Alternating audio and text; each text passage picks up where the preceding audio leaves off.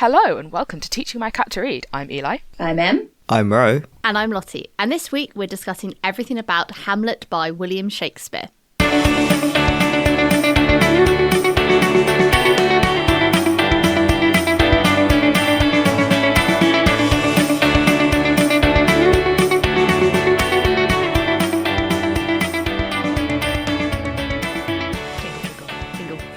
Jingle, jingle, jingle, jingle. Our second Shakespeare. How are we feeling about this one, guys? It's a tragedy. I'm sad. so confused. I'm still confused. This is like the second or third time I've seen a Hamlet and I've just gone, I should get this. I should get this by now, and I don't. I found this harder to get into than the Silmarillion, man. I tried reading it. Because normally I can read Shakespeare. Normally I can read Shakespeare, but this is dense even for Shakespeare. This is like Shakespeare plus. Okay, it is dense for Shakespeare, yes, but it has a plot. And then I tried watching the Kenneth Branagh version, and it was so cringe that I died. And then I watched the David Tennant version, and that was actually pretty good. Yeah. So I've been listening to the Silmarillion on audiobook, and I know you love it, Eli, but it's Oh, it took me like 3 tries to get into. It's like reading a history book. Yeah, that's exactly what it is. It's the history of Middle-earth. And a Bible. Anyway, this is not the Silmarillion episode. No. That will happen in the future. No. But had you guys done this play before, seen this play before? Like, I personally hadn't. I'd never. So yeah, I Ro is our was a resident actual Hamlet precocious person. I was a precocious little teenager who did my A-level English literature essay early. So everyone else did it on Othello and I did it on Hamlet because we hadn't studied Othello yet. So I studied Hamlet in my own time and wrote my essay on it. And that essay being good was the only reason I didn't fail my A-level in English literature. So you are a debt of gratitude to this play. You're here to advocate for it. Yeah. So you're the Hamlet expert here because I sure as am not. You say that. I also saw this in person for the first time in 2016 at the Royal Shakespeare Company, which I refreshed myself on. I mean, that was 7 whole years ago. That's exactly. Still, that's and not that is the last time I engaged with Hamlet very much. So that's all I'll say. How dare you say 2016 was 7 years ago? Don't make me think about the linear passage of time like that. Outrageous. Obviously. But I don't know. I've always really liked Hamlet. It's got some really good soliloquies in it. I'm also a really big fan of With Nail and I, which obviously has one of the Hamlet soliloquies at the end. And also, I really love Rosencrantz and Guildenstern Are Dead as a play. Which I downloaded the movie of and didn't get around to watching. But what Em suggested to me, Galaxy Brain, is that we do it in a future season. As its own thing.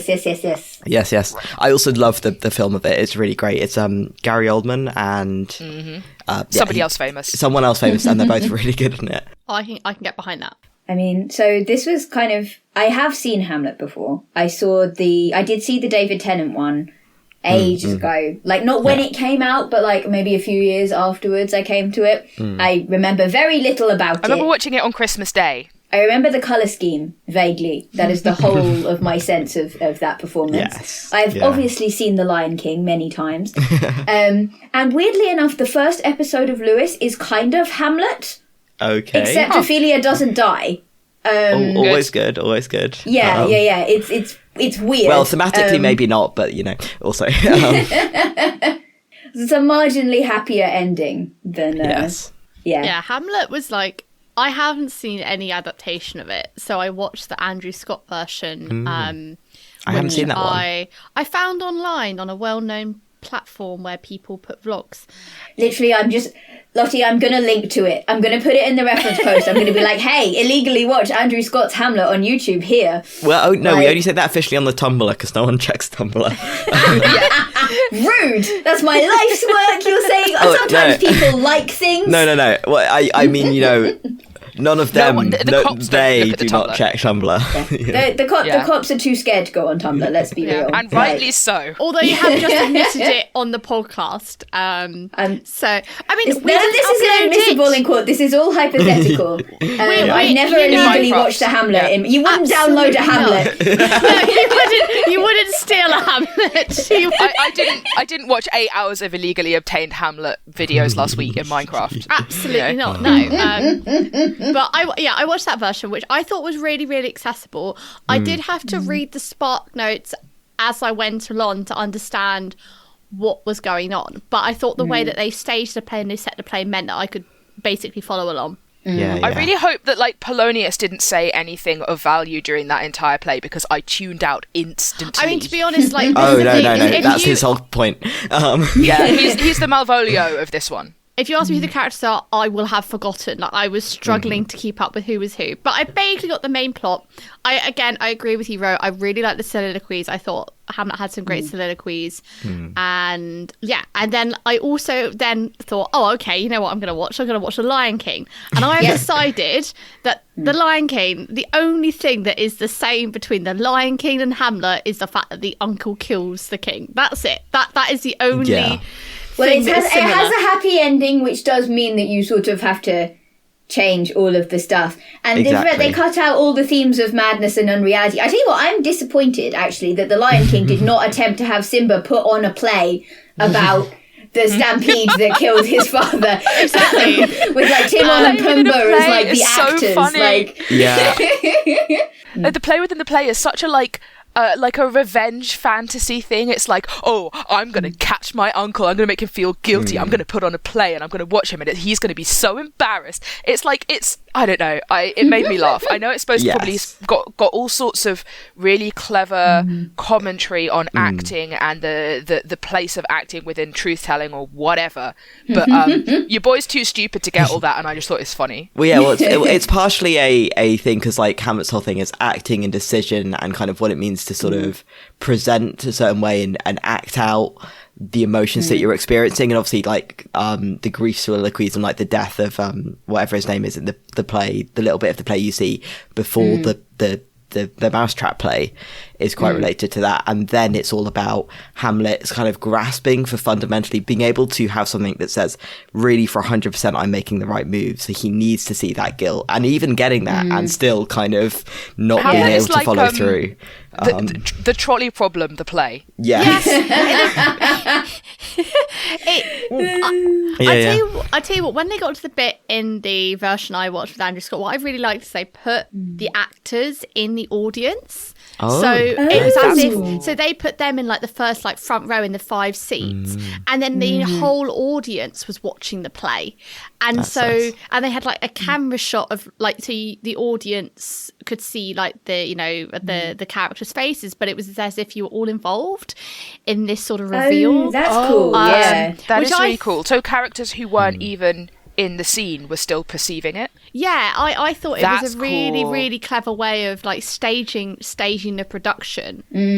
Yeah, because I know that like one take on this is that Hamlet knows he's in a tragedy, and that's kind of why he goes insane, is because he knows that everything he does is futile. And so playing around with the like people knowing more than they should about the story that they're in is really interesting as a way to stage it. Yeah. I think it's kind of the thing that kind of struck me about the kind of like Hamlet versus storytelling is not so much that he knows that he's in a story, but so much that he knows that everything everybody else is doing is just a story. Like he's come back and he's the only person that seems to be experiencing real emotion about anything. And everybody else is acting out these polite fictions about, oh, it's totally normal that your dad died and then your mum remarried 2 weeks later to his brother. Oh, it's totally normal that, he's been forgotten so quickly. Like, not only how fast she married, but how fast everyone's just like, no, don't still be mourning him. It's unmanly to still be mourning him. Get over it. Well, I love that because that's like one of many themes and elements in Hamlet which you can move on a slider. So is that a commentary on social pressure to perform a certain way, or is that commentary on like the more metaphysical thing of like being within a play and what it means to be a character in a story? And you can kind of lean into either of those levels. It was interesting to me as well that the people that the things that disrupt the stories, like Hamlet and Ophelia both are ones that are either genuinely mad or putting on madness, but in a way that is like, hey, we're going to make you really uncomfortable. Hey, for a minute, you are not going to be able to keep telling these polite stories about what's going on. It's going to be so weird and so uncomfortable and so completely out of scope of any of the polite stories that you're telling that it's going to temporarily break through all of this, the fake reality that you all are constructing together. I thought that was. I'm really thinking of interesting. that one scene where, or like the thing where Polonius keeps going, "Oh, Hamlet is mad because he's in love with Ophelia," and he keeps trying to relate things that Hamlet says, like while Hamlet is acting madness, back to and again he's talking about my daughter. It's like, this sort of deliberate lens through which he's trying to see things as well, isn't it? If Hamlet's gone mad because he's in love with Ophelia, it becomes comprehensible. You've put this box around it where it's this cute young teenage romance thing, and you don't have to think about, hey, what's happened to this kid is massively f***ed up, and maybe that would be enough to send you mad. And also the thing that, like, if he is mad in love with Ophelia, Polonius is directly responsible for his suffering because he's the one who's told Ophelia to stay away from him for the last 2 weeks. And I mean, the thing I was really struck watching it this time was how Ophelia, how Hamlet's whole arc within sort of the beginning of the play is not doing as he's told, like finding as many ways as possible to act out, and Ophelia's entire arc is actually doing everything she's told as much as she can, and it all going wrong. And there was a specific bit between Polonius and Ophelia where he like tries to comfort her after the nunnery scene, and she just walked away. That was very just like, you could see the actor, you can see when an actor's making like a choice in a moment to put something in there that they don't really have any, like, it makes sense for the character, but there's nothing they can pull from the script from it. They're making a choice, you know, entirely to go like, no. Well, that's why staging is so interesting, because you can, I mean, I'm thinking of the Much Ado About Nothing adaptation where there's these scenes where like people are swinging around getting covered in paint.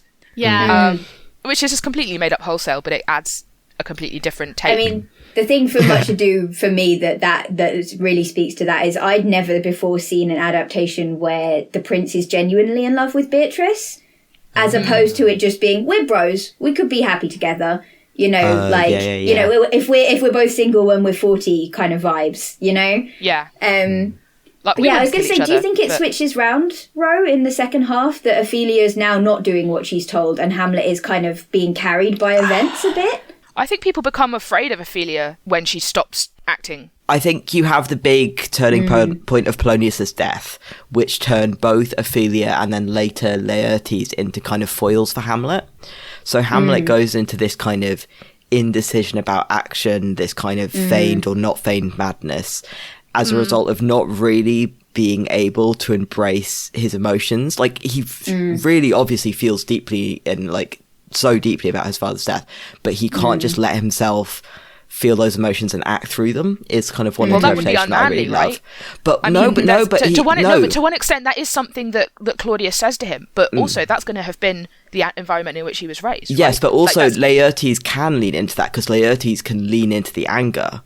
But in doing so, he becomes incredibly easy to manipulate by Claudius. And I feel like, to a certain extent, you could see Ophelia as leaning into the sadness and just letting herself feel that completely, and she loses herself to it. And, I mean, you can talk about the whole, like, it's very obvious, we'll probably trigger warn this episode for it, but she commits suicide. Like, that is basically in the text, all but said. It's so heavily implied as to be based, it's canon. Yeah. I think her sort of later in the play is more dominated by that. I was going to say, it leans quite nicely into, I was thinking about one of the things that really struck me, certainly early on in the play. So I watched the Paapa Essiedu one, and so the RSC's 2016, and I cut it at like an hour and a half, I think, because I was watching it quite late, and then so I have a very clear vision of two halves in my head that isn't really to do with like the actual action of the play at all.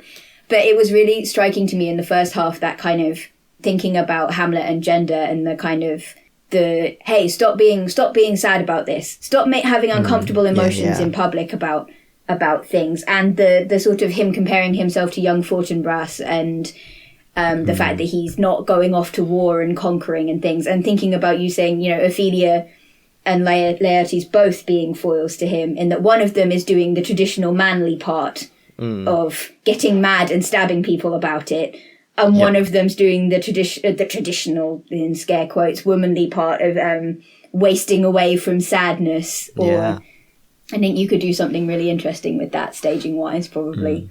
Just because that's the one I also watched just today to refresh my memory, and just note like the framing of that is really interesting. It's framed as basically a kind of small African dictatorship, I guess. Is the context, which obviously adds another layer to the sort of expectations, and I thought it works really well as a kind of setting.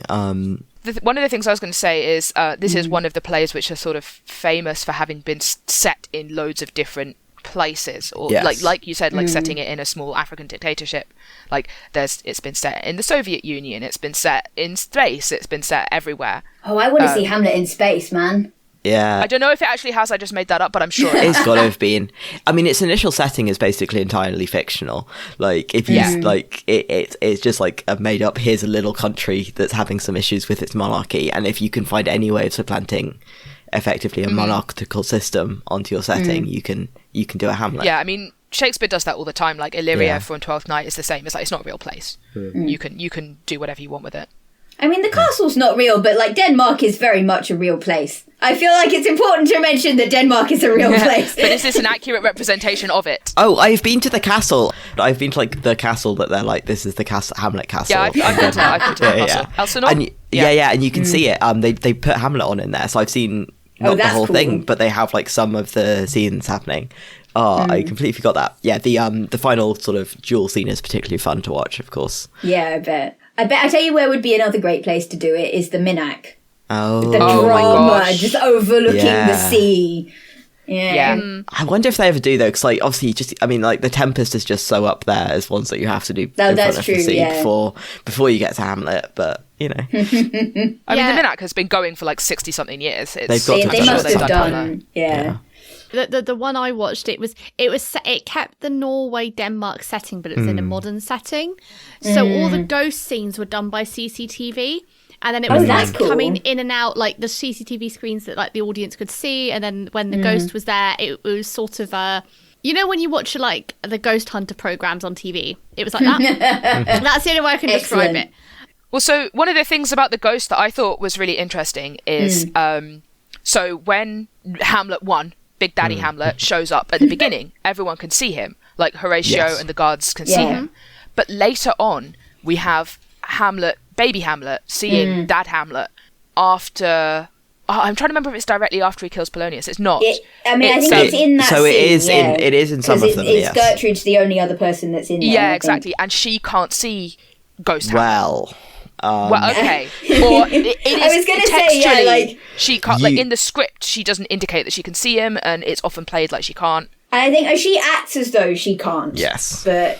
Yeah. Although, to be fair, I think the 2016 one, she does look at him and for a moment you're like, oh, she can see him. She does know what's going on. Yes. And then she immediately cuts back to Hamlet like, what you want about? Yes. Which I thought was interesting. Yeah, that's why I read that one as kind of, there's a denial element. There's like, this is just too difficult. Well, there's an interesting way you could play that differently depending on how much you, as like the director of this version of Hamlet, decide that Gertrude was complicit. Or a direct actor in Hamlet, like Hamlet's death. The other thing I would say is you could do something interesting with, and I'm mainly thinking this because I just reread Harry the Ninth, and it's a major repeating theme that the character has. She has hallucinated. I don't know what you'd classify the actual diagnosis as, but she has a history of hallucinations, and but there are things that she thinks are hallucinations that are real in that universe, and there are things that people tell her are hallucinations that are real in that book. And I was thinking about how if you wanted to really play on does it matter if Hamlet's really mad, or when does he actually, if he does go mad, when does he go mad? And if you have the sort of, if you use the ghost as a metric of is he hallucinating versus whether the ghost was actually there, I think you could do some really interesting stuff with that. And with the implication that if the ghost is really there, Gertrude could be very well taking advantage of the fact that her son has a history of hallucinations to discredit him and gaslight him. The story about... Yeah. I think Gertrude as a character, depending on how you do the setting and of say how you stage the play can change, because in the version that I saw, I guess that was the Isn't it 2016 one with Andrew Scott? 2016 is... Oh, well, they might be the same year, I suppose. It might be. I'm not sure. I think Andrew Scott's maybe wasn't our Royal Shakespeare Company. It was maybe a different... It was different. It wasn't Royal Shakespeare Company. Anyway, it was the one with Andrew Scott in. They, because it was a more modern setting, and they played like Claudius and Gertrude as being in love. Okay. And they were like passionately making out in the background when Hamlet's giving the first soliloquy, basically. Oof. Oh. That's very funny, actually. Yeah. it was a bit, but I think it kind of gave the impression it was like, oh, okay, so was she complicit? Was she in an unhappy marriage, and now she's happily married to the uncle, the guy's brother? You know, she has, I assume, in a more modern setting, potentially more agency. Whereas if this had been set like the staged in 1400s or something. 1400s. She's basically marrying for security. That's her only. She doesn't have any choice in the matter. She had very little choice in the matter. So I think the 2016 Royal Shakespeare Company one, I think it goes very close to text with a lot of Gertrude, in that, as written, there is no clear indicator that she was involved in the plot, right? Yeah, and no, I think that's fair to say. And in terms of keeping, like, not only for her own stability but for the country's stability, she makes the practical political choice to move forward and keep everything as consistent as it can be. So, like, and I think that the version I watched goes very close to that, of like, she is doing the best she can in a bad situation. She's not a perfect person. So there is a story that this is based on, that it's sort of, people think Shakespeare took a lot of inspiration from, and in that one the monarchy is hers. Hamlet 1 is king because he's married to her. So she has to marry Claudius in order to cement his claim. Yeah, this is a Saxo Grammaticus. It's a 12th century Latin. There we go. I think it's the Gesta Danorum. That makes sense. Yeah. The doings of the Danes. The things of the Danes.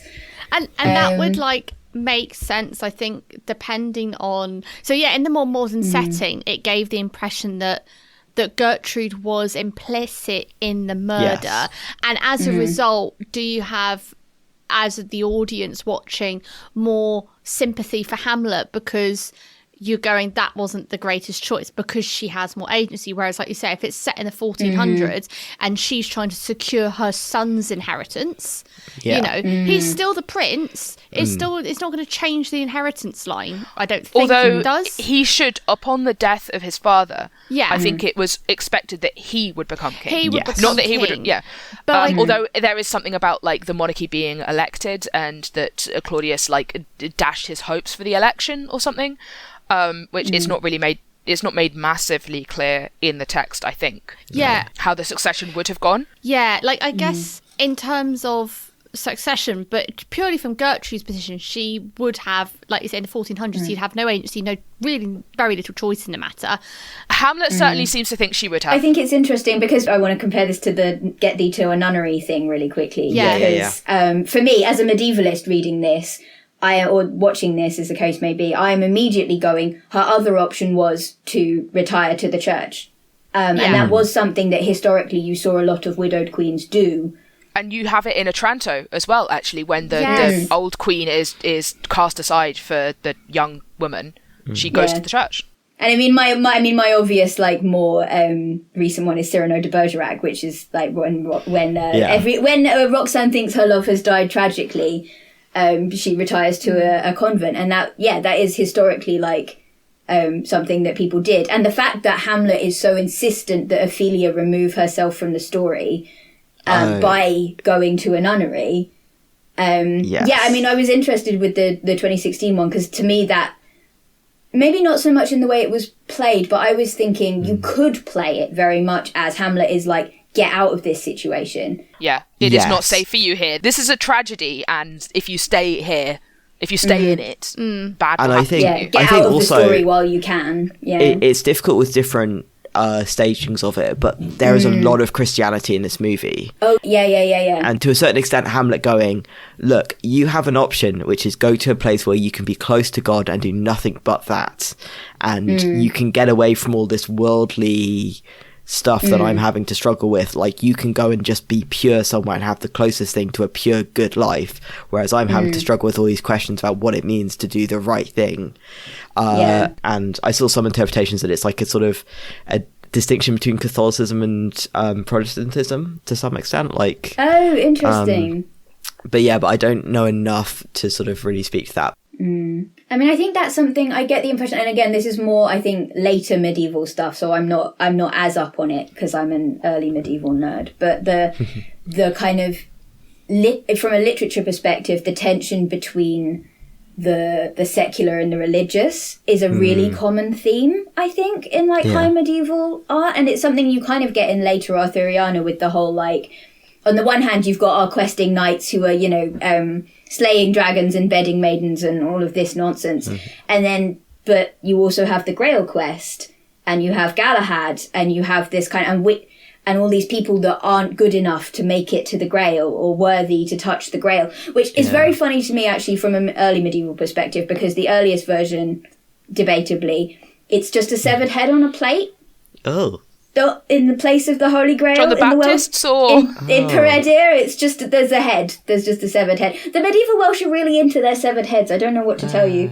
Anyway, we've gotten off track a little bit. But yeah, the secular versus the religious is like a really big thing in like medieval literature, definitely. And I think the like chivalric romance stuff, I feel like it comes up a bit a bit there, and Chaucer probably as well. But I'm basing this on very occasional lectures that I went to rather than anything solid. And I think the other layer that makes the nunnery seem really difficult is just like how aware you make your Hamlet of being watched, and at what point he becomes aware of that. And that kind of loops back into like how you interpret Gertrude, because how you interpret Gertrude, to a certain extent, sees how you view Claudius, and it sees how you view their bringing in of Rosencrantz and Guildenstern to spy on Hamlet. Yeah, like you've got the whole playing him sort of thing, and to what level that is gaslighting and manipulation versus genuine care, and get his friends in town to try and help him. You know. Yeah, I think the most interesting reading of Claudius is that he's primarily motivated by being able to marry Gertrude, and that like it's sure, he's good at the politicking, and like he makes a very competent king, and really the only mark against him as a king is that he had to kill his brother to get there. Which, if you think about parallels from Shakespeare's time, I'm thinking Richard III and the Princes in the Tower a little bit. Because Richard III was a very competent ruler. He just wasn't very popular, at least down south. And that was partially because everybody thought he murdered the princes. But also because he'd been a competent ruler in his own right in the north for so long. Yeah. Anyway, that's not relevant. I'm just a nerd about that. Anyway. But like the scene where Claudius is like, I would love to be able to repent, except I don't want to give up all the things I got gained by doing the I don't want to have done a murder. I would like to take the murder back, but I wouldn't like to. I don't all of its consequences. What it got me, which I thought was really interesting, and I think is a correct take about apologies as well. Oh yeah, definitely. And I was going to say that scene brings me back to the Christianity thing again, because something I hadn't expected. Just from, I guess, popular reception. And I know I said I did watch the David Tennant, I did not retain any of it, was the role of salvation and confession and like the state of people's immortal souls in this play. They had the sort of Catholic thing of being in a state of grace or not. Because Hamlet doesn't, I mean, to me, like the pivotal moment of when things go from bad to really, really bad is when Hamlet decides not to kill Claudius because he thinks he'll go to heaven. Because that's the moment when it goes from justice to revenge. See, I was actually gonna press back on that, because I have seen that Tumblr post, and so I went into that scene kind of expecting to feel that way about it. And actually, what I took from that was a bit more, because Hamlet's dad's ghost talks about how he's only got these like 3 days grace or whatever of walking among the living before he goes to hell and starts paying off one of his complaints, one of the things he's mad about with Claudius is that he was killed in his sleep with no chance for the last rites. So in terms of, if we're talking about proportionate revenge in the sense of I am doing to you exactly what you did to your victim. But that still is revenge and not justice, right? I mean, yeah, but I think, like the post is sort of arguing, I think, that wanting it would be justice to kill a murderer, which we can all like argue about another time, maybe. Yeah. And I would argue that's revenge, not justice anyway, but that's a very modern interpretation. But specifically wanting, instead of it being done then, being like, actually, I also want him to be tormented for eternity, is like, but then if the victim is also going to be tormented for eternity. What does the ghost say about he has to go to hell and then, like, because you said start paying off? Is there a line, because I don't remember, from the ghost about like the idea that time in hell will be finite until he's like paid his debts? The thing to remember is that this play is hecka long, so whichever ones we've watched, they've cut out they've cut out some stuff. Unless you watch the Kenneth Branagh, which is complete. Oh god, Ew. I can understand why you give up on it then. My god, it melted my brain because the reason I was saying that is because the idea of going to a bad place for a bit until you've sort of paid off your debts of being bad and had all the badness sort of taken punished out of you almost. That's a Jewish idea of the afterlife. I mean, it's also, I think in this instance, it's probably more likely to be Catholic purgatory, but... Yes, yeah, I think that's what it is primarily in this one. I think there's quite a few afterlives where there's an idea of a certain amount of paying of debts. Yeah, that's fair enough. So, in terms of, like, the revenge versus justice thing, I think in this specific case, the only way to get justice is to, like actually for justice to be done is to kill Claudius, because how else are you going to do it? He's the king, you know, and the only person who really wants justice and even knows that there is justice that should be happening that isn't is Hamlet, because he knows there was actually a murder. Well, or you know, maybe Gertrude does, whatever, but so how else are you going to do justice and have him stripped of the things that he's gained by doing this murder without killing him? I'm odd. I've never really thought about this in terms of justice per se. I think I've always seen it in terms of like duty, like what is the son's duty to the father, and what does that mean? And versus what's your duty to your country. If you're a prince, if you are supposed to be the next head of state, is it your duty? Is it more important, your duty to your father, you know, your filial piety or whatever? Is that more important than your duty to keep your state strong so that Fortinbras doesn't just sweep in at the end and steal all your shit? And if you become king by killing your uncle versus your brother, like, is that not still like... Yeah, you're still killing within the family, as it were. You're still killing a family member, and... Yeah, where does it end? And I think there's definitely I think there's specifically the thing about like he'll go to heaven versus hell, and there's a lot of Hamlet which is kind of questioning what does happen after death, which is like quite a heavy theme.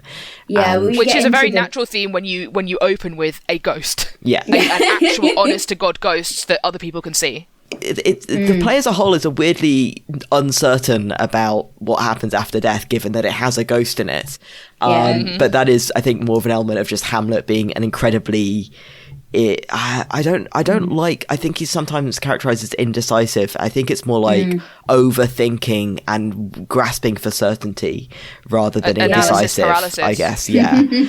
You mean, because, you know, if I met a ghost, you can bet the first thing I'm doing is sitting it down and doing science and being like, okay, tell me about your experiences. Like, what? You should... Hey, Eli, go play the Choose Your Own Adventure Hamlet real quick, because that is an option.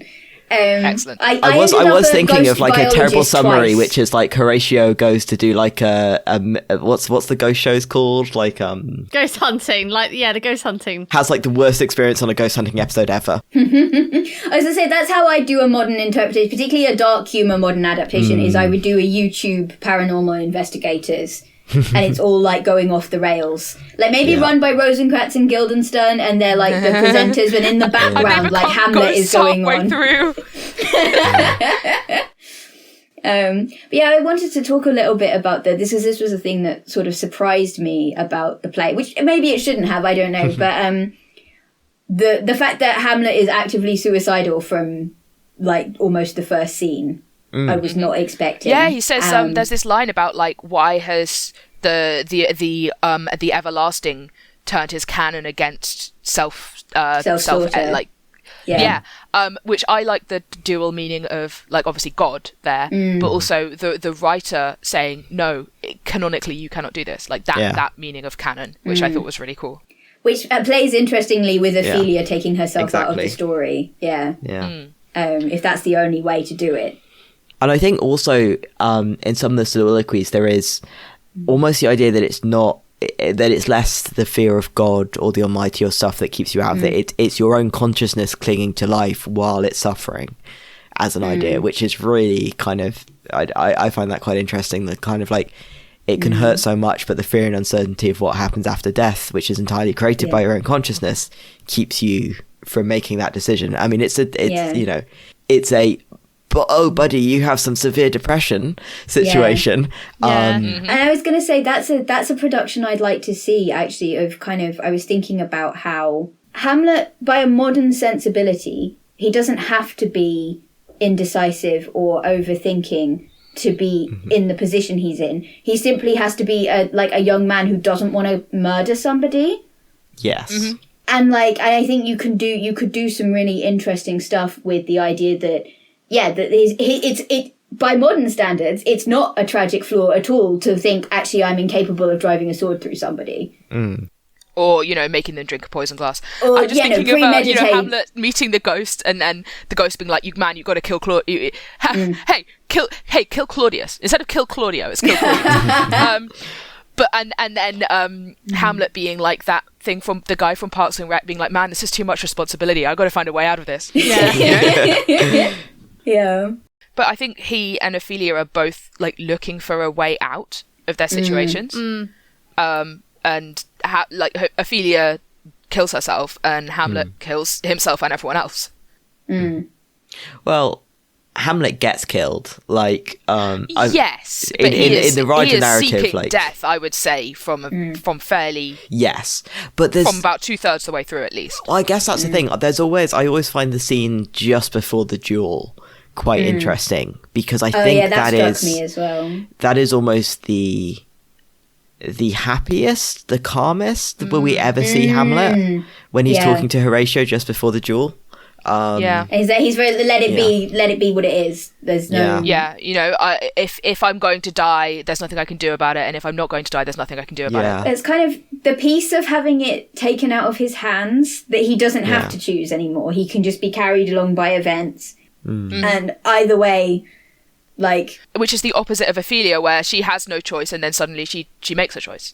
She carves out a space for there to be choice for her, and that's how she gets out, and then he just sort of gives up.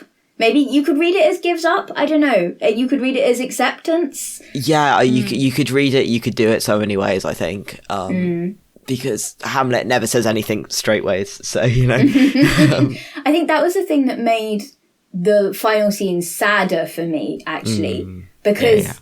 That is the calmest we see him, and it's just him and Horatio. And that was another thing I liked about the 2016. I felt like Tumblr had hyped me up to expect more Hamlet and Horatio than I got, because Tumblr is obsessed with the gays. But like, and don't get me wrong, Horatio is 100% gay, but anyway. Yeah. But like the fact that like both of them in that production, that whenever like they realize that the other one's in the thing, faces just light up. It's like for a minute they're in a completely different play. Yeah. When they run into each other, and I really liked that. Like, it made it impactful, even if Horatio isn't necessarily in it as much, or he's maybe bystanding a bit more than actively participating. I've never seen the Hamlet that doesn't trust Horatio, which is such a thing. In lots of them. He has a line about it, right? He's like, because you aren't involved in all this court stuff, like you are an outsider, and so I know that you don't have a stake in trying to mislead me. But that always contrasts directly with Rosencrantz and Guildenstern to me, who are kind of brought in to be that, but because they've been brought in to be that, he can't trust them. And then he kills them. And then he kills them. And there is that kind of, there's a reason there is the other play, which is called Rosencrantz and Guildenstern Are Dead, is because you get the whole tragedy of like death and death and death on screen. And then like the British ambassadors come in and just like, oh yeah, and these people are also dead. Everyone is dead. Like, they were not that important. They didn't really do anything that wrong, but no, they've also died. And it's just like... Yeah, because I don't think they know that when shipping Hamlet to England, they're also carrying a letter asking almost certainly they him. don't know, I think. And I think that's really interesting that Claudius apparently has good enough, the Kingdom of Denmark has a good enough relationship with the Kingdom of England that he can send them the heir to the throne and say, hey, by the way, please kill him for me. Yeah. Like, what is going on in international politics? But god, we have to do Rosencrantz to Guildenstern are Dead because that leans so heavily into the we're gonna wake up again tomorrow and we'll be in this play again and we'll and also they discover the letter on the ship. They find the letter and they're like so I guess this is how it ends basically. Well, that's really cool. It's a very fun play. It's, How did you guys find this play compared to Much Ado? Because I just made a note in my phone. It's basically who knew Shakespeare had range? And I know this sounds like a really dumb thing to say and write down, but I think because at school you're introduced to maybe one, at most two plays. Like you would have done maybe one in Year 9 SATs, one at GCSE. Well, they don't anymore. There's no SATs anymore. Oh, there's SATs. Okay, so this is just GCSE, right? And so you'll do one Shakespeare play, and that's it. And that's your exposure to Shakespeare's entire body of work. Is this one play? Unless you do A level and write your essay unless you early teach yourself, and study Hamlet for your A levels in your spare time for fun. Awesome.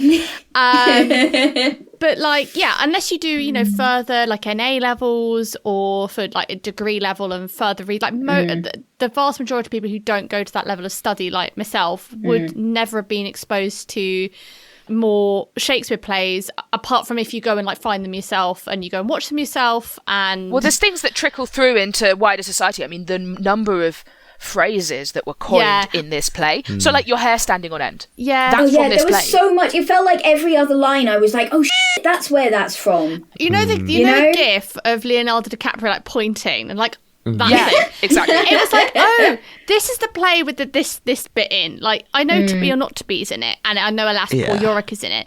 But the fact that I know those phrases from a play I have never had any exposure to at all. For me, the funniest one was that I knew I have, wherefore I know not lost all my mirth. I know that from a meme post that's just I have, wherefore I know not lost all my chill. So that... And I use that in daily conversation. That is the one that's quoted in Withnail and I. And I wonder if that comes that's come from Hamlet via Withnail and I. There's also the to thine own self be true bit. Yeah. Oh god, I love that in the context though, because he gives so much advice and it's all so bad. Well, it reminds me of the line from Malvolio in Twelfth Night, where he's got some are born to greatness, some have greatness thrust upon them. Yeah. So that line, which is similarly, it's a dick joke. It's a dick joke, but it's also a line that gets taken out of context because he is Malvolio and Polonius are the same character. They're the blatherer that nobody cares about who has inflated self-importance. And similarly, you have this line that's broken containment, but it's actually in context really stupid. Yeah. I was going to say, I'm thinking Polonius, I really liked what the RSC 2016 did with him in that. I felt like you really felt, regardless of how silly he was... He's a lovable Polonius. Yeah. Yeah. It's very much like the love between him and Laertes and Ophelia is real and tangible. And the way that they both sort of humour him and clearly love him and care about him a great deal, even if they're not necessarily going to take all of this conflicting advice. Interesting, because in the Kenneth Branagh, he's physically abusive to Ophelia. Okay. And that was the moment where I hated Polonius and I have not gone back. No. In the 2016 one, he's like your doddering old dad. He basically comes in and basically says, "Oh, you've got to be getting off Laertes," and then both the kids instantly sit down and prepare to listen to him for another 10 minutes because they know that's what's about to happen. You can just see it in their body language of "Oh yeah, no, you're saying that, but we know what's about to happen and we're going to listen to it." It's this adored quirk of your elder rather than this very annoying... And also something Laertes has picked up, I realised, watching it this time, because, just before, he comes in and gives... Oh, shit, you're right! Giving Ophelia all of the advice, and it's And she's doing a similar, tolerant affection thing. Yeah. But going back to this... sorry, I was jumping back on the comedy-tragedy thing we talked about with Much Ado. I think Eli mentioned it, that the idea that... The thing that divides them the difference between the comedies and the tragedies is that in the comedies people listen to the women. And I'd be really interested to see if you guys think that holds true now that we've done a comedy and a tragedy. Do you think that's accurate? Because I'm not convinced. Gertrude's character as one of the like two women being so undefined almost, but makes that really hard. She does have a few moments. There's definitely a moment where Polonius is on the kind of, I think he's mad because he's in love with Ophelia, and pretty much Gertrude just like doubts. Gertrude just like, it might just be a very understandable reaction to his father's death, but almost like almost that bluntly, and it's like, and she says a hasty marriage to Claudius as well. Like she knows that this is going to have an impact on him. I'm going to say that I do like the fact that the most sort of active thing we see Gertrude do is insist that Ophelia's death was an accident so that she'll be buried with the proper rites. I like that beat. But yeah, it was interesting because I've seen, I think the other Shakespeare tragedy I have seen is King Lear. And that's another one where it's like, it's not so much, it depends on who you think should be, which women you think should be listened to, because there's the two older sisters who are flatterers and liars and who just want to steal his kingdom, and then the younger sister, like if you listen to her, everything would have been fine, but she's not the only woman in the play, and like the whole rising action of Much Ado kind of hinges on nobody listening to Hero. It's more complicated than that. It's a nice meme, but it's more complicated than that. I tell you what though, like I think the play, if you had like an XY plot of like happiness and time, it starts from 0 and goes down, just down. I think the speed of the tragic events, it's much more dense towards the end. The whole thing is very dense. The plot is dense towards the end, is the issue with Hamlet. Hamlet goes on for a while at the beginning. I love it, but it goes on for a while. And there are occasionally, let me explain what someone else did. And it's like, shall we not see the scene of Hamlet going crazy? No, we shall listen to Ophelia explain to someone else the scene of Hamlet going crazy. And I'm just sitting there like... Which is another great thing about Rosencrantz and Guildenstern Are Dead, particularly the movie, because you just see those in the background of Rosencrantz and Guildenstern doing. Okay, that's cool. It's really funny. That's cool. Although I think, to be fair, that one I'm like, okay, so that's kind of about the whole reported narrative thing a little bit, isn't it? That's possibly, is Hamlet's madness real or isn't it? And can we be sure if we didn't see it ourselves? That's true. And all we've got is this, is Ophelia's interpretation. And does it even matter if what Hamlet thinks is happening or what we would think had happened if we watched it? Does it make a difference in the end? Like whether it's real or feigned, because the effect is the same. But yeah. Yes, that is very true. I kind of want to know. I want to know who you guys would fight. Okay. Sorry, let's start into the bits. Let's go. Who would I fight? We are at fun question time. Yes. I mean, Claudius seems so obvious. Claudius and Hamlet both. Polonius, man. I'll slap Polonius. Especially Kenneth Branagh version Polonius. Yeah, that's the thing. Polonius is some Poloniuses are very slappable. I definitely think Claudius is like the obvious choice for who just needs a punch in the face. Yeah. Also, Rosencrantz and Guildenstern. That's your boy. Do you have no loyalty? But there again, how much choice did they have? Well, you could play them very much as making the best of a bad situation. Yes, and being like, that's what I think. The supposedly loving family members of our dear friend have asked us to come and see how he's doing. Basically. And now suddenly they've been like, oh, by the way, this is espionage and we need you to report back on. And you're getting really weird political vibes off it. But you're already here and you want to be here for your bros, so you know?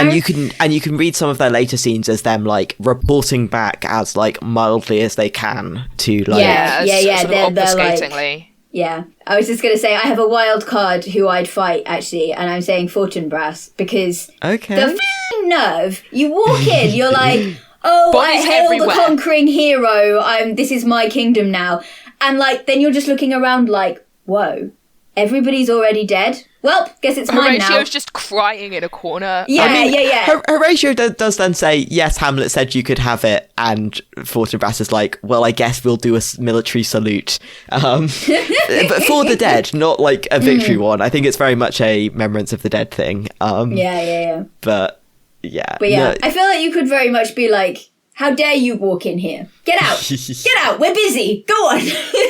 Okay, the other wild card I'd go for is Hamlet. See, I don't know that that's a wild card. I also think he's quite punchable in many scenes. He's very punchable, and it's like, if punching him would fix some of the issues, if you can punch him soon enough, does Ophelia live? This is my main question.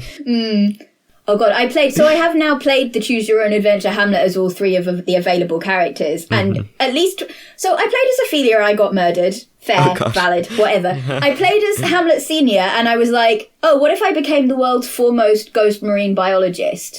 Okay, cool, fine. Played as Hamlet Last, and I still somehow ended up as A, the ghost of Hamlet Senior, and B, doing ghost biology. I was like, man, there's all these like ghost giant lizards eating trees around. What the fuck are those? I'm going to follow those. And like, just ghost science is where it's at. Sorry, that wasn't to do with any of the questions we just had, but like, I felt like you guys needed to know in an ideal Hamlet scenario, the best situation you can be in is ghost zoologist. Ghost zoologist. Yeah, and the narrative is funneling you that way. I really think Shakespeare missed a trick with not going harder on the ghost science. Ghost marine biology. Yeah. No, I think you're right. Yeah. One of these days, though, I am going to play Choose Your Own Adventure Hamlet to the point where I, like, actually get to the spaceships. The pirates and the spaceships. Because you know the way you flick around in a Choose Your Own Adventure, you see bits of the other storylines. You were just saying, has Hamlet been set in space? Yes. Yeah. One of these days, I'll make it to the spaceships. And not just become a ghost zoologist. Put that on a cross stitch. Anyway. In the Muppets adaptation of Hamlet, who's the only human? It's Horatio, right? Yeah. I think Rosencrantz and Guildenstern should be Statler and Waldorf. Yes. I'm just saying. I think that would be extremely funny. You could replace Horatio. I know we're saying Horatio token human, but you could also replace Horatio in terms of like who's the last man standing and also the meta-narrative stuff. He's outside of it looking in. Oh, that kind of makes him Gonzo and Rizzo a little bit. This is true. It does kind of make him Gonzo and Rizzo. Both of them in a trench coat. Yeah, basically. Rizzo inside Gonzo's hat, just like chilling. I think Fortinbras should be the token human. Oh my god! Yeah. He's just walking and there's all these like dead puppets, just like with stuffing coming out of them. Yeah. What? Oh god!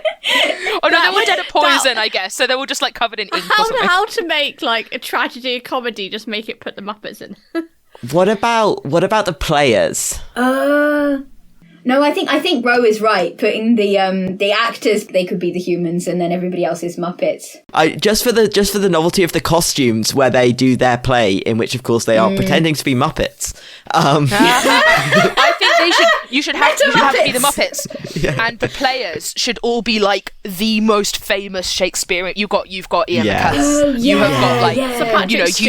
have got the most serious, respected stage actors of your time doing that. So Ian McKellen is currently doing like I think an age blind version of Hamlet.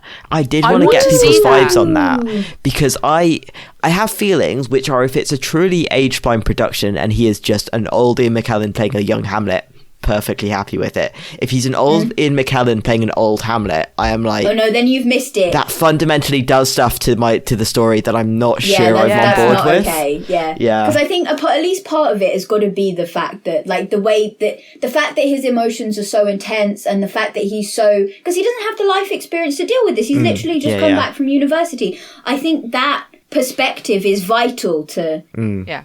I think there's a lot of pathos you can get from having an older actor play it as sort of like they will have a lot of sympathy for this young idiot, and I think the portrayal will be really interesting, and I think Ian McKellen is somebody that I would trust to do whatever. I would really, really want to see that. What would our darling dear Gothmog rate this play? Fewer people got stabbed than I was expecting, though. There is stabbing. So little stabbing though. It's really like light scratches.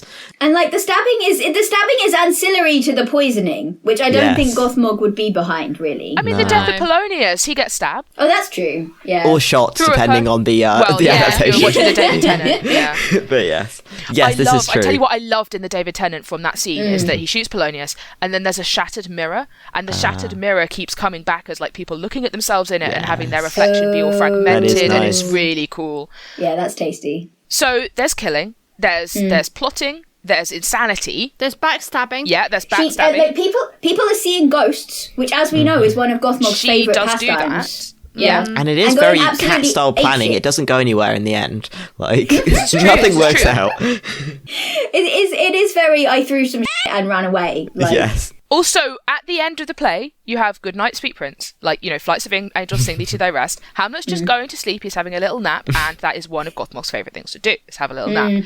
I think if we take all of the death stuff and make it be about sleep, it's immediately her ideal play.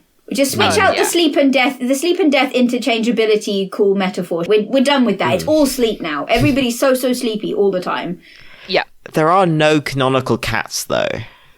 There are no actual cats. Do we think? I think we have to knock off a point for that. Which of the characters do we think would be cats? Hamlet. Hamlet Doesn't know if he wants to be in or out.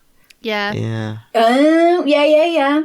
Also, I do feel like his problem-solving thing is, like, I flail wildly and then run away. Like, what is the stabbing of Polonius, if not, I don't know how to get out of this situation, so I've just knocked a vase off the desk and run. Like... Yeah. I think a 7. I think lower. so. I kind of agree. I would say lower to have the integrity of the cat rating. That's true. I think I might be being pulled north by my love of it. We can't inflate the cat rating scale. And I think as well, like, a lot of the things that are things we're saying, Gothmog would like, there's stabbing and there's backstabbing and all of this. There's that in a lot of stuff that we read. It's not fun stabbing now, it's is very it? much It's not very fun depressing stabbing. It's not gleeful. It's not a gleeful joy in violence. It's, hey, look how much violence sucks, actually. Maybe we should stop doing that. Which is not her jam at all. No, that's true. It's not a very pro-violence play. No, the eventual killing of Claudius in particular is just so bleak, so depressing, so everyone, like, this has hurt everyone else, it might as well still hurt you situation. It's, yeah. Okay, I'd be prepared to go for a 5, but that's about as high as I'm thinking. I would say max a 5. Okay, let's go for a 5 then. Okay. Sweet, okay. Do we have time for what else you guys have been reading? I'm mildly curious. I have not read anything. I've been incredibly lazy and not read anything. That's valid. You've been building porches and yeah. So I haven't been on the podcast for a long time. The things I currently have on the go are, like I said, I've been trying to listen to the audiobook of The Silmarillion. I'm making my way through it, but it's a little bit slow. No, it's the whole thing. I'm not judging you at all. There are so many elves with so many names. Oh, all the Finways? There's like 6 Finways. Oh no, don't tell me that. I thought they were all the same guy. They all have like other names that they get called. Like Fëanor is actually a Finway. Yeah, I don't. Oh no, I can't be doing with that. This is 100 Brithays all over again. I'm not vibing with it. But yeah, I've also I've been trying to read Snow Crash, because that's like, this is the novel that coined the term metaverse, and you can see why it is very much lots of interest, like, especially like flipping through and going, okay, this was written in 1992. This novel is older than I am. For its time, it was very visionary and also had some massive blind spots in a very interesting way, but also in a way that means there are lots of interesting ideas that slow down the pace considerably, to the point where I can be reading a car chase and be like, oh god, I'm bored. This has been going on for so many pages. It's actually quite impressive. That's which is impressive. In its own right. It's a car chase where there's like a hoverboard situation that grapple guns itself with magnets onto a car, and I'm going like, when is this going to end? Oh wow, that is impressive. Yeah, no. Wow. It's I think it's very much. I think we've had discussions before about like what's good, what's classic sci-fi, what's good sci-fi, what's bad sci-fi, and I made the argument that Long Way to a Small Angry Planet is very much in my brain the good sci-fi, just in a slightly more modern sort of way. Yeah. And was like, but the classic sci-fi is bad, and I'm reading Snow Crash and I'm like, some of the classic sci-fi is bad. It's not fundamental. Like it's fundamentally interesting, and there's some good stuff there, and it's like not but yes, in some ways it's just hard to read. I tell you what, a lot of them, I feel like you should sum up the premise in one sentence and then go, would that be f***ed up or what, and then leave. And instead they do a whole novel of hating women about it, and you're like, you could have just said, would that be f***ed up or what, and then leave. This one at least seems to be going manic pixie dream girl, not hating all women, which I'm like, it's that level of like, okay, it's one step up on the ladder. You're not actually fundamentally awful. You're just not in some grating things, more or less. Yeah. And also like enough ideas to fill 3 anthologies full of short stories that you're just squishing together into a novel, and not giving any of them enough space. And the other thing that I'm reading is Tales from a Crocodile. Ooh, never heard of it. Notes from a Crocodile by a Taiwanese author whose name I will not be able to say properly. Oh, just message it to me and it'll go in the reference post. It's all good. No cops allowed. Yes, I will. It will be in the reference post. It's basically like a lesbian Taiwanese author from the 1990s. It's really interesting. Oh, cool. Exploration of like the LGBT sort of experience being a student in Taiwan at that time. It's quite autobiographical kind of thing. But then it's also got this second plot line of there being secret crocodiles everywhere who are hiding in human suits, and the public is starting to learn about crocodiles, and there's this crocodile who doesn't want to be revealed to the public that is from a modern perspective weird lizard people vibes, but also is very sympathetic to the crocodile, and it seems like listening to you describe it, it sounds more like a sort of closeted narrative. Yes. Yeah, it's that's very much what it jumped out at me. Yeah. It fundamentally seems to be a narrative on, okay, Taiwan at that point was very quickly liberalizing. LGBT people were getting more acceptance, and like so there were news stories about, gay people exist in a not entirely negative way, you know. And suddenly you're facing the pressure to come out and, of course it'll be fine. It's fine. It's fine. It's definitely absolutely your entire fine. life it has not been fine. Exactly, and also. So it's very much around that kind of thing, which is very interesting, but it's also very... It does sound really interesting. The writing style. She eventually went to France for a while and wrote a novel, and I think I can feel the influence of kind of French style literature if it's a little bit disconnected, a little bit wandering. Like, this may be more my impression of French style literature, but given that like she liked that so much, that was a big influence on her, and like she spoke French and everything. Yeah. Oh, that's really cool. Oh, I'm adding that to my to read pile. It's very much like a classic in a way that sort of means it's not the easiest read, but also it's really good. Like, it is very good. And yes, I got that from shout out Queer Lit in Manchester, I guess. Great little bookstore. They have a dog. Excellent. All good bookstores should. That's true. 10 out of 10. Okay, and there you go. I finished Harrow the Ninth. That's the thing. It's still very good. I now know slightly more of what happened than the last time I read it. I'm now slightly more up on all of the things that are happening. Is it going to help me with Nona? Absolutely f***ing not. But whatever. I also reread, because I'm at my parents' and I didn't bring a book, I reread What Abigail Did Last Summer, which is the best Rivers of London novella, and honestly one of the best Rivers of London books. Hands down. I love it. I'm not 100% convinced you would get as much out of it if you just read it on its own. But it's a very good short story about a haunted house that like steals children. And I enjoyed it a lot. But yeah, very precocious London teenager narrator and protagonist who I love and adore with all my heart. I, like Lottie, have not read anything. Because my life has been so busy with work in the last couple of weeks. We also had to fit in so many episodes of The Mandalorian this week. This is true. We had 2 whole Mandalorian evenings this week instead of the usual one Mando Monday. So that's Mando Nando's I'll tell you Monday. what I have been consuming lately, actually, is The Spouse and I finished last night is The Last of Us TV show. Oh, it's so good. It's really, really good. Very, like, you got your morally grey characters. It's a good time. Tasty apocalypse. Shall we say what we're doing next time? Or yes. Next time. Yes. Next time. It's The Raven Tower by Anne Leckie. And I love this book a huge amount, and I'm very excited to talk God mechanics with you all. And also, slight spoilers, it may or may not be related to Hamlet. Yes, it is, I guess, a Hamlet adaptation. But yeah, if you are excited about that, don't forget that we are doing a Q&A episode at the end of this series. So send in your questions. DM us on various social medias or send us an email, which you can do by our website. And if you enjoyed this episode, please remember to give us a like and review. It means the world to us and also makes us very happy in our souls. But yeah, say hello, send us a message, and recommend us some books to read. Big virtual hugs, and we will see you next time. Bye. Bye.